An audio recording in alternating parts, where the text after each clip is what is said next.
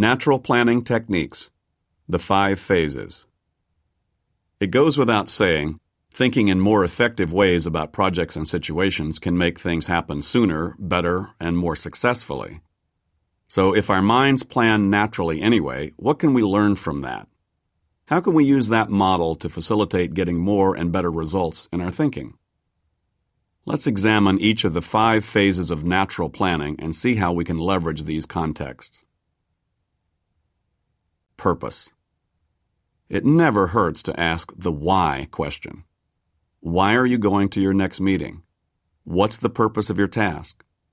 Why are you having friends over for a barbecue in the backyard? To know and to be clear about the purpose of any activity are prime directives for clarity, creative development, and cooperation. When people complain to me about having too many meetings, I have to ask, what is the purpose of the meetings? When they ask, who should I invite to the planning session, I have to ask, what's the purpose of the planning session? Until we have the answer to my questions, there's no possible way to come up with an appropriate response to theirs.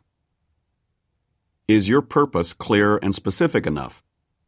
To have a good department, for example, might be too broad a goal. After all, what constitutes a good department? Is it a group of people who are highly motivated, collaborating in healthy ways, and taking initiative? Or is it a department that comes in under budget? In other words, if you don't really know when you've met your purpose or when you're off track, you don't have a viable directive. The question, how will I know when this is off purpose, must have a clear answer. Principles. Of equal value as prime criteria for driving and directing a project are the principles or standards and values you hold. Although people seldom think about these consciously, they are always there. And if they're violated, the result will inevitably be unproductive distraction and stress. A great way to think about what your principles are is to complete this sentence. I would give others totally free rein to do this as long as they... what? As long as they stayed within budget, satisfied the client, promoted a positive image. It can be a major source of stress when others engage in or allow behavior that's outside your standards. If you never have to deal with this issue, you're truly graced. If you do, some constructive conversation about and clarification of principles could prevent unnecessary conflict. You might want to begin by asking yourself, what behavior might undermine what I'm doing, and how can I prevent it? Whereas purpose provides the juice and the direction for your project or situation, principles define the parameters of action and the criteria for excellence of behavior. Vision, outcome. In order most productively to access the conscious and unconscious resources available to you, you must have a clear picture in your mind of what success would look, sound, and feel like. What will this project or situation really be like when it successfully appears in the world? For example, graduates of your seminar are demonstrating consistently applied knowledge of the subject matter. Market share has increased 2% within the last fiscal year. Your daughter is clear about your guidelines and support for her first semester in college. Clarifying outcomes. It's easy to envision something happening if it has happened before or if you have had experience with similar successes. It can be quite a challenge, however, to identify with images of success if they represent new and foreign territory. Many of us hold ourselves back from imaging a desired outcome unless somebody can show us how to get there. Unfortunately, that's backward in terms of how our minds work to generate and recognize solutions and methods. One of the most powerful skills in the world is creating clear outcomes. Here are 3 basic steps for developing a clear vision. 1. View the project from beyond the completion date. 2. Envision wild success. Suspend yeah but. 3. Capture features, aspects, qualities you imagine in place. When I get people to focus on a successful scenario of their project, they usually experience heightened enthusiasm and think of something unique and positive about it that hadn't occurred to them before. Wouldn't it be great if is not a bad way to start thinking about a situation, at least long enough to have the option of getting an answer. Brainstorming. Once you know what you want to have happen and why, the how mechanism is brought into play. When you identify with some picture in your mind that is different from your current reality, you automatically start filling in the gaps, or brainstorming. Ideas begin to pop into your head in somewhat random order.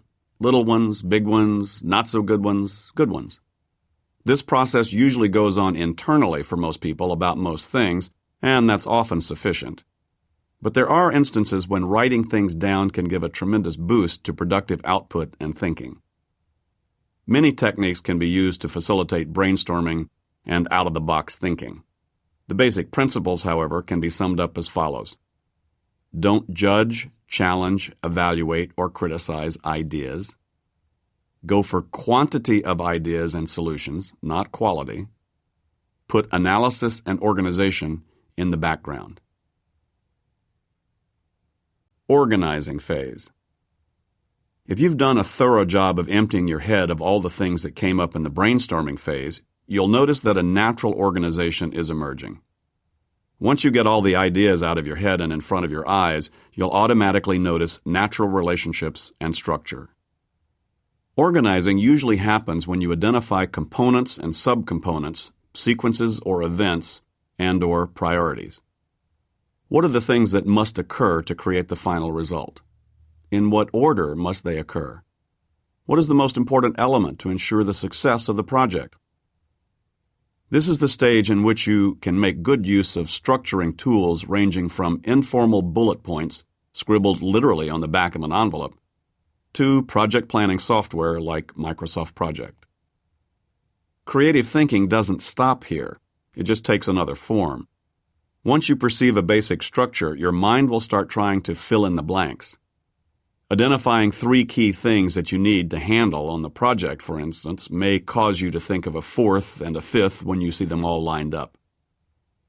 I have never seen any 2 projects that needed to have exactly the same amount of structure and detail developed in order to get things off people's minds and moving successfully. But almost all projects can use some form of creative thinking from the left side of the brain along the lines of, what's the plan? Next actions. The final stage of planning comes down to decisions about the allocation of resources to actually get the project moving. The question to ask here is, what's the next action? At some point, if the project is an actionable one, this next action decision must be made. Answer the question about what specifically you would do about something physically if you had nothing else to do. If you're not yet ready to answer that question, you have more to flesh out at some prior level in the natural planning sequence. Here's what you have to do at this point. Decide on next actions for each of the current moving parts of the project, and/or decide on the next action in the planning process if necessary. In the last 2 sections, I've covered the basic models of how to stay maximally productive and in control with minimal effort at the 2 most basic levels of our life and work, the actions we take and the projects we enter into that generate many of those actions. The fundamentals remain true. You must be responsible for collecting all your open loops, applying a front-end thought process to each of them, and managing the results with organization, review, and action. For all those situations that you have any level of commitment to complete, there is a natural planning process that goes on to get you from here to there. Leveraging that 5-phase model can often make the evolution easier, faster, and more productive. These models are simple to understand and easy to implement. Applying them creates remarkable results. You need essentially no new skills. You already know how to write things down, clarify outcomes, decide next actions, put things into categories, review it all, and make intuitive choices. Right now, you have the ability to focus on successful results, brainstorm, organize your thinking, and get moving on your next steps. But just knowing how to do all of those things does not produce results. Merely having the ability to be highly productive, relaxed, and in control doesn't make you that way. If you're like most people, you can use a coach, someone to walk you step by step through the experience and provide some guideposts and handy tricks along the way until your new operational style is elegantly embedded. You'll find that in the next section.